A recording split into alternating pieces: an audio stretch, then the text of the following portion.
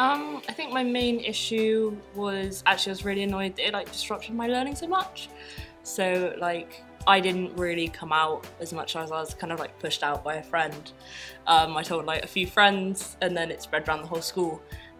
So going into lessons, I'd have people asking me during lessons, and teachers obviously realised something was happening but didn't necessarily intervene and be talk about that another time, or they just kind of let the conversation go on.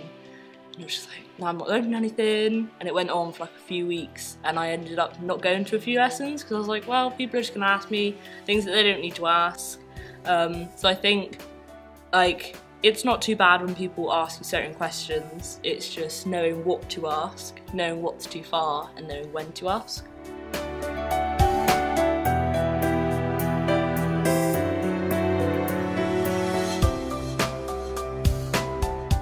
So Alphabet's LGBTQ Youth Project. Anyone tell me what the LGBT stands for? Anyone know? Hands up if you do. Go for it. Excellent. So it stands for lesbian, gay, bisexual, transgender, and the Q is for questioning. Unfortunately, we still live in a society where stigma, discrimination, and those kind of issues come up. In that context then, these are some statistics that we've gathered from research that's happened around the UK, and really high levels of verbal assaults. People hearing words like puff, dyke, queer, faggot in school. 97% of LGBT young people in school hear those words really often, daily. One of the things that's really important to be aware of is a hate crime can be a verbal attack. So if you call someone a queer and they report you, that's actually criminal. It's a criminal act to do that.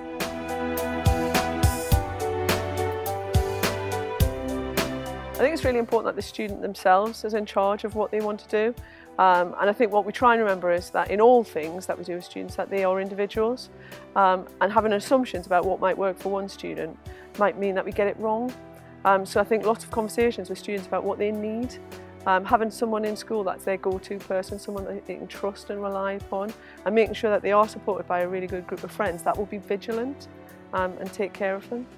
Staff are generally much more aware now than they have been in the past, and I know I've been teaching quite a long time, as you can see, so it's been quite a journey for students, I think, and it's certainly much better experience for students now who do come out, and that they should feel that they're going to be supported by staff, and I think that support is essential for them, not just from their friends but from the teaching staff as well.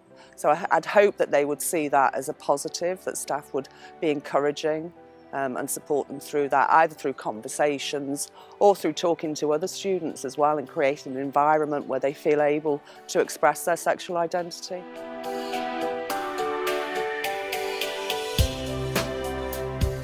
I want to ask each of you then, what can schools do, or what can people do in schools when they're either coming out themselves or they're with somebody coming out? I think being somebody that a person can rely on, and also not treating you any differently, because I remember when I came out there was sort of that oh my god kind of reaction, and I used to hate it because while it was part of me, it wasn't all me, and I didn't want to be treated any differently as a result of my sexuality and who I am.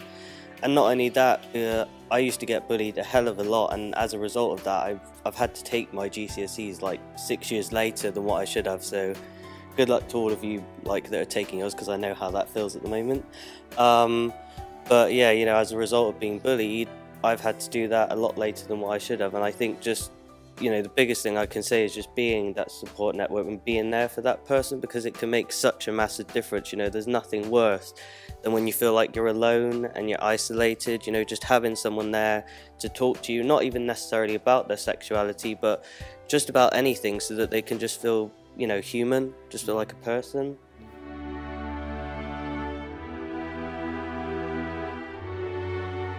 Schools have got a myriad priorities to deal with, but keeping children safe and enabling children to thrive is a common part of the moral purpose of education. And part of that is to create a harmonious and tolerant society. and to help create tolerant, kind adults. And they can't do that unless they're also encompassing learning around the differences in sexuality and gender. I think this is why we need to kind of humanise LGBT people, and people who don't have so much information about it need to realise, or need kind of workshops and things of this nature in schools and such, to realise that these people are human, they have feelings, they're going through a lot on their own mentally. A lot of teens will keep quiet and they won't talk about it, and then they'll become more and more depressed and they just won't talk about it, and they'll refuse to accept themselves. And it's such a struggle, it's such an internal struggle to be constantly fighting with yourself to, accept yourself and be okay with who you really are. I suppose in my role, the most important thing to me is creating a culture in school where students feel safe to express themselves, and that means that we have to constantly challenge things that aren't right. And at Brimshire we've been trying to challenge the use of the word gay as a derogatory term.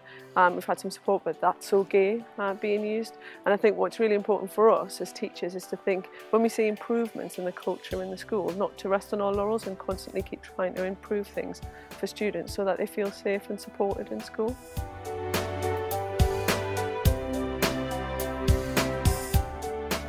Tell me all about Alphabets, Fern. Well, we're a safe space for young people aged 13 to 19 for LGBT or allies in the local area. So we are based in Yate, and we meet on the last Sunday of every month from 7 to 9. And we have activities, we have visitors come and talk to us. We sometimes go places, we do loads of different things, and as well we make sure that we're supporting each other and listening to each other. So it's not only like a safe space for people to go to and talk to people and to learn things about LGBT, but it's also just a place to just go and have fun and to relax, knowing you're not going to be judged because everyone's either supportive or LGBT themselves. I mean, I've only been here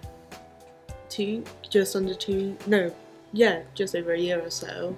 And the fact that I have people like Jaden who's kind of gone through what I want to eventually go through kind of really helps, especially when I've kind of had rough days at school, but I kind of got in the very back of my mind that, hey, maybe this Sunday or the Sunday after this Sunday I kind of get to see, my friends that just don't really care.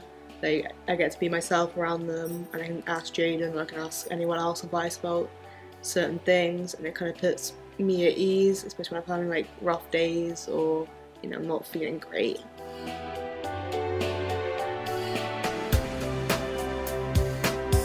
If you're ready to come out, then don't be scared, just do it and it will work itself out. You'll have people there to support you. If you know someone that's coming out, just try and be supportive, just be a friend, just talk to them, whether you understand what they're going through or it's kind of scary for you to hear or be around. Just talk to them, whether it is about their sexual orientation or about anything. It's just really nice to have someone still talk to you and make you feel like you're not alienated or that you're not someone strange, just to still be that same person. The hardships that you're currently feeling and you're currently going through are not going to be forever, and that when you grow up you will realise that there is a community out there for you and that you're not all alone. And you shouldn't give up on yourself and you shouldn't give up on life just because a couple of people don't understand you, because most people will understand you and they will accept you for who you are.